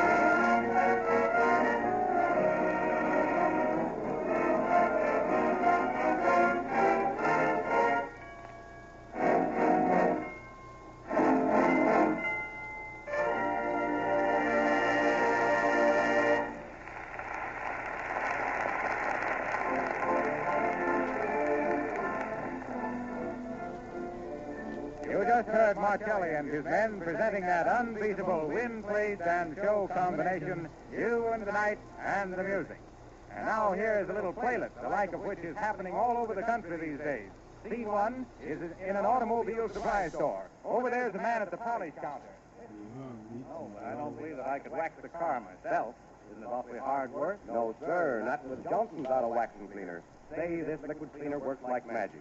Takes away all the stains and dirt without hurting the paint job in any way. Scene two is in this same man's own garage in back of his home. The time is 3 o'clock on Saturday afternoon. His wife is calling. Oh, George, you better come in now. The ball game is still starting on the radio. You're right there, Helen. I'm just putting the finishing touches on the car waxing job. Wait till you see it. George started that Johnson wax job right after lunch, and in this short time, he's done wonders for his car. The finish is as bright as new, and it's going to stay that way, because the wax will protect it from wear and weather for many weeks to come. When George and his wife drive down the street, the neighbors will think they're sporting a new car. Why don't you take a tip from this little experience and get some Johnson's Auto Wax and Cleaner tomorrow? The combination costs only 98 cents, and you'll get a can of touch-up enamel free. But more about this free offer later. And now, may I present Fibber McGee in the second act.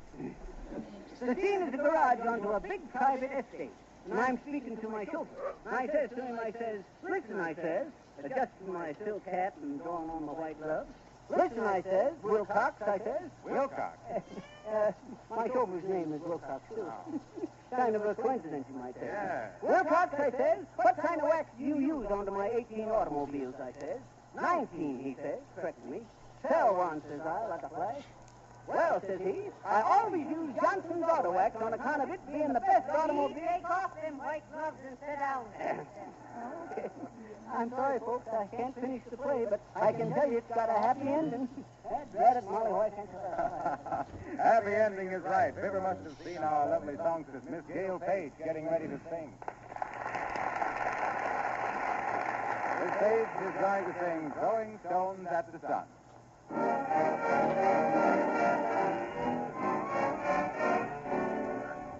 You won't let a smile, 'cause it ain't worth your while. You think grumbling and growling is fun.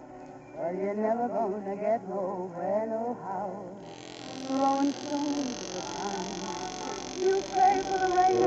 comes, you complain. You don't think of the good that it's done. Well, you're never gonna get nowhere, no how. Throwing stones at the sun. When evening calls, romance calls, you soon see the moon up above. You keep wondering why love's passing you by. You've gotta have a heart for love. You ain't got no use for a duck or a goose if the eggs they ain't told everyone. Well, you're never gonna get nowhere, no how. Throwing stones at the sun. You wonder what's wrong with you, and you wonder why friends are few. You wonder why you feel blue. Well, if you don't know, then I'll tell you. You won't wear a smile, 'cause it ain't worth your while. You think grumbling and growling is fun. Oh, you're never gonna get nowhere, no how. Throwing stones at the sun. You pray for the rain, and when it comes, you complain. You don't think of the good that it's done. Oh, you're never gonna get nowhere, no how. Throwing stones at the sun. When evening falls, romance calls, and you see the moon up above. You're wondering why love's passing you by.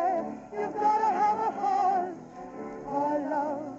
You ain't got no use for a duck or a goose if the eggs they ain't gold everyone. Well, you're never gonna get nowhere, no how. Throwing stones to the sun.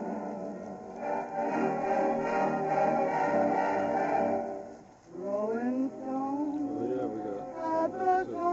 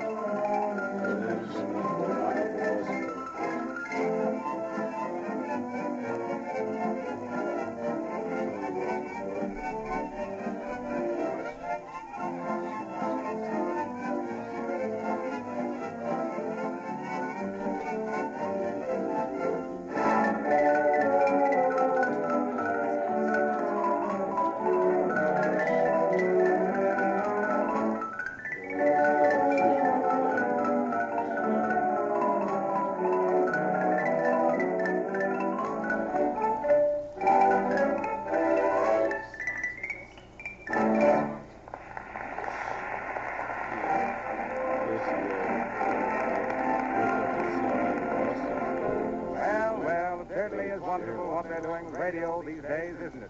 Imagine finding Fiddler and Molly putt-putting their best tires forward as they roll merrily along the highway. Hey, Molly, what's that there funny-looking barn over there? Hey, the barn, McGee, it's the glider garage, it is. Oh, you mean for airplanes? Sure, it's what you call it, a hanger, that's what it is. Oh, no. I suppose that feller leaning on the fence there is a hanger around it. You get it, Molly? I said... Ah, it ain't funny, McGee. Okay. Watch where you're driving. I know where I'm driving. I want to talk to that feller. Get them brakes fixed. How are you, Bud? Hi. He must be the aviator himself, McGee. Look at the football hat he's wearing. Oh, yeah. Probably just keep his ears warm. Is that there a regular landing field, Bud? No, this is an Army experimental field, testing new planes. Why? Oh, I was just curious is all. I suppose all us old flyers gets the itch when they see them hampers. You mean hangars? That's what I says, them balloon barns. I see. You're a pilot yourself? Sure he is, mister. He took many and many to flight. Oh, fancy. He means I'm a kind of a fancy flyer, son. Where did you fly, may I ask? In the World War?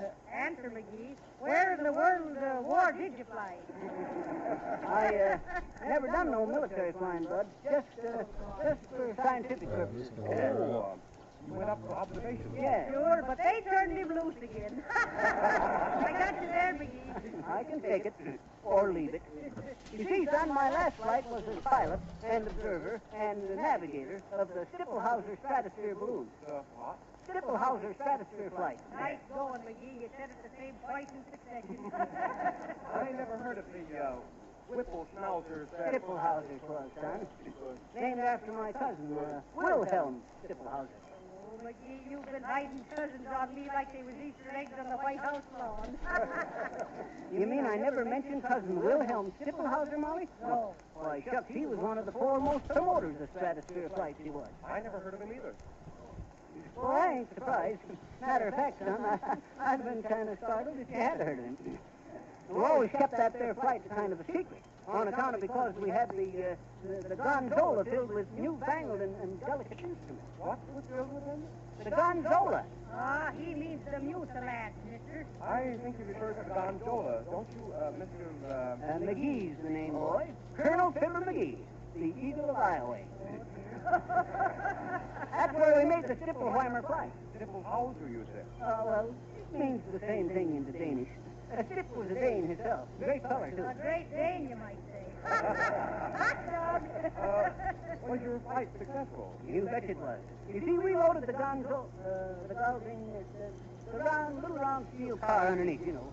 We loaded it up into the dead of night one spring day back in 1909.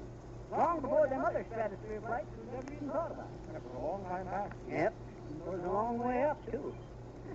I'll never forget the minute I sticks my head out of the window, out of the side of the car, and gives the signal to let her go. That's what I said. Well, I felt her give a lurch, but it was a foggy day, and I couldn't see the folks down below very well, but I could hear their cheers dying away into the distance as I turned to my instrument. Oh, he was up there for band practice. Oh, no. These here was navigating instruments. There was a big bounce-o-mometer. A what? Bounce-o-mometer. Tells you how far you bounce off in the cloud. Oh. And there was a wherograph. That was to tell where you was. And an up-and-down-meter. And a leanograph to tell you which way the balloon was leaning. And then we... How far up did you get? To his neck, mister. Well, sir, I could feel the car sway into the wind as I walked from one instrument to the other. I looked at the bounce-o-mometer, and then I sneaked a peek at the leanograph and the swayophone. By Timothy, them needles and hands onto the instrument was jittering back and forth so fast it was just guesswork. Yes, I know how it is. Well, thank goodness one of you knows. Yes. Oh, is that so? Well, sir, I could feel the air getting thinner, and I looked out the window, the porthole. But shucks, the fog was so thick I couldn't see 2 feet before my eyes. Well, why'd you stick him out the porthole? Stick what out the porthole? You're 2 feet. I can... Oh, sure. Now you're joshing me. Well, sir, I knew it would do no good to get nervous just on account of cause my instrument was not registering good. So I eat my lunch. I knew it would take about 8 hours to get up to the stratosphere, so I take a nap. Then I eat my supper. Still, the fog was so thick I couldn't see nothing. So I waited. 3 days, 4 days, 5 days, 2 weeks. I run out of food, and I ate the map. How'd you like Kentucky, McGee? Well, sir, on the 16th day, I begun to get alarmed to mine. So I reaches up and yanks the dingus that lets the gas out of the bag. But nothing happened. Then I knew I was in for a lifetime of drifting through space. Oh, well, the gas had to thin out and let you down eventually. You knew that. No, I didn't. On account of because it was a new secret kind of permanent gas named McGeelium, to my honor. The balloon was crammed full, 10,000 quarts of McGeelium gas. Some gas. So I knowed I couldn't depend on it to let me down. Well, sir, I got weaker and weaker. I ate my shoes and my belt. I ate the woodwork off in the bounce-o-mometer. I felt myself getting fainter and fainter. I had to keep fighting away the thoughts of me. Me, General Fibber McGee. I thought you said Colonel.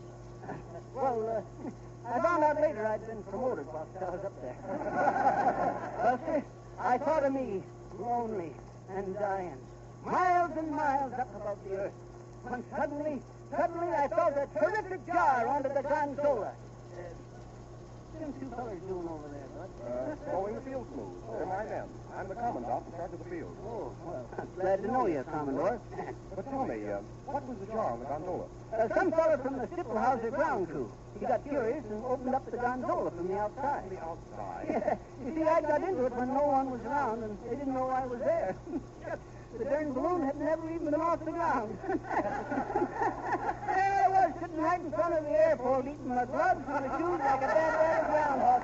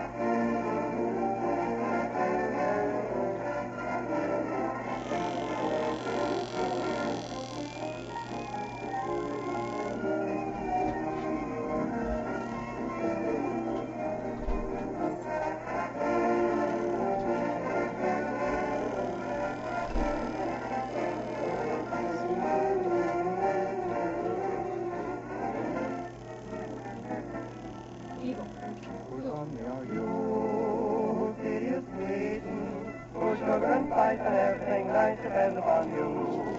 Whose honey are you? Who's dreaming of pleasing? Who won't hold tight like some spice and honey are you?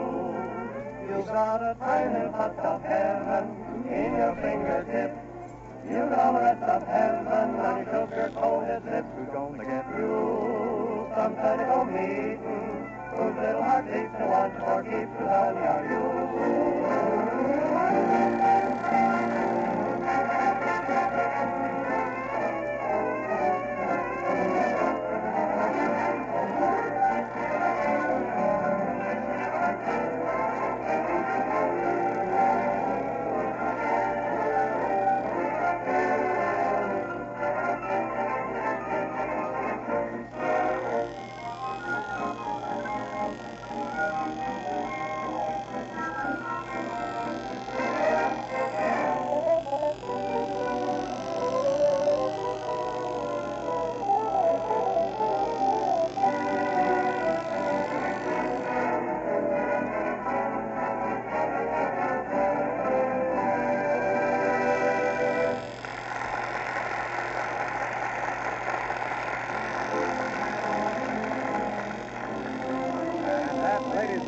Was about 25 men, including the three kings, trying to find out in their musical way just whose honey are you.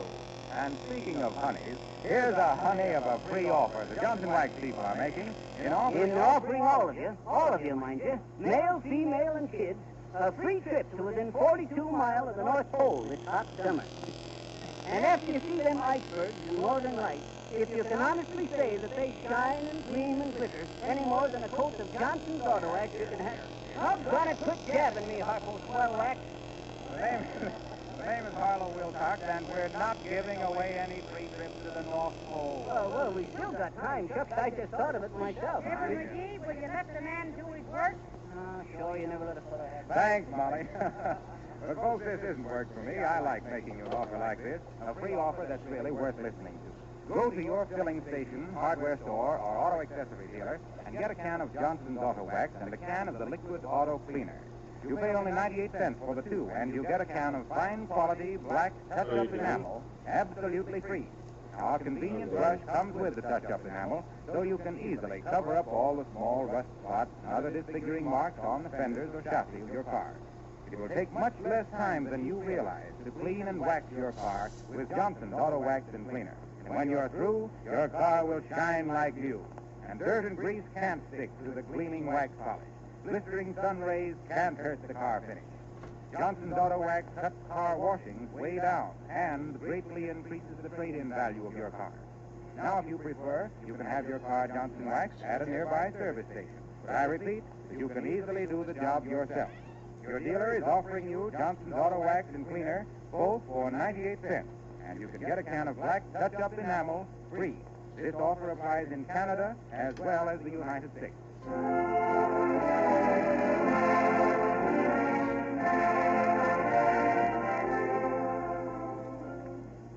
Remember now, a cross on your calendar, some Johnson's wax on your car, and a string on your finger, because you have another merry musical meeting with Fibber McGee and Molly next Tuesday at this same hour. This is positively Harlow Wilcox speaking. Toodaloo till Tuesday.